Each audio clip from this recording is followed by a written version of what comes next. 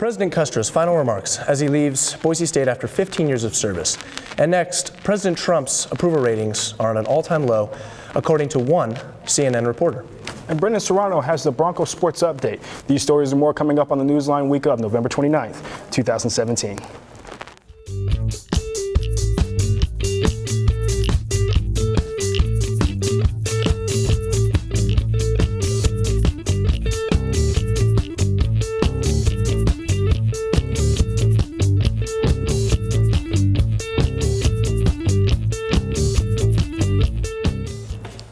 Hey, thanks for joining us on this week's edition of Newsline. I'm Doug Mason. And I'm Josh Margin.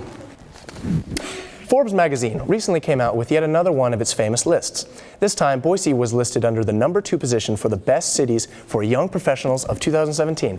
Soon after the posting, Boise State tweeted that nearly 80% of their in-state students remain in Idaho 5 years after graduating from Boise State, while 45% of out-of-state students remain, and saying it is a significant brain gain. Boise's fast-growing tech sector is what got them on the list, according to Forbes. The time for giving thanks is over, and President Trump appeared not to be so thankful for CNN reporter Jake Tapper's comments about how the president's approval ratings has hit an all-time low. President Trump retaliated by giving CNN the title of the winner of the Fake News Award. Trump also followed up his previous comments by saying, and I quote, "Fox News is much more important in the United States than CNN. But outside the U.S., CNN International is still a major source of fake news, and they represent our nation to the world very poorly. The outside world does not see the truth from them," end quote. Trump's jab towards CNN was countered when CNN tweeted back, and I quote, "It's not CNN's job to represent the U.S. to the world. That's yours. Our job is to report the news. Hashtag facts first," end quote. Boise State's University president has recently stepped down from his position after serving the community here on campus for over 15 years. When Custer first arrived to the school, he made a speech in 2003 that emphasized his belief in Boise State's ability to become the metropolitan research university that the fast-growing city needed. Well, given Custer's support as well as guidance, Boise State has achieved this goal and is Idaho's largest graduate school. Another front-page stat regarding Custer's involvement is the alumni donated $50 million that Boise State has accumulated in this past year alone, doubling the amount since Custer first came on board. The partnership with Micron alone has provided Boise State with its largest donation in university history, $25 million for the Micron Center for Materials Research in 2015.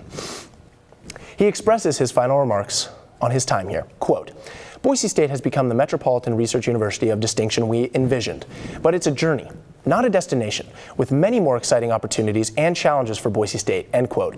To find out more about Custer's influence on Boise State, follow the link below. And now we have Brendan Serrano with our weekly sports update. What do we got, man? It's championship weekend, guys. Yes, it is. It's here. It's here. Exciting.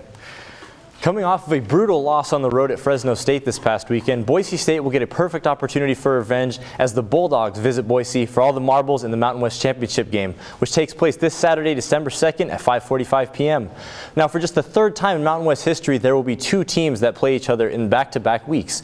This is only the second time Boise State has been in the Mountain West Championship game, and the only other time was also against Fresno State at what was then Bronco Stadium. There are a few more tickets left, however, if you cannot make it to the game, and it can be seen on ESPN.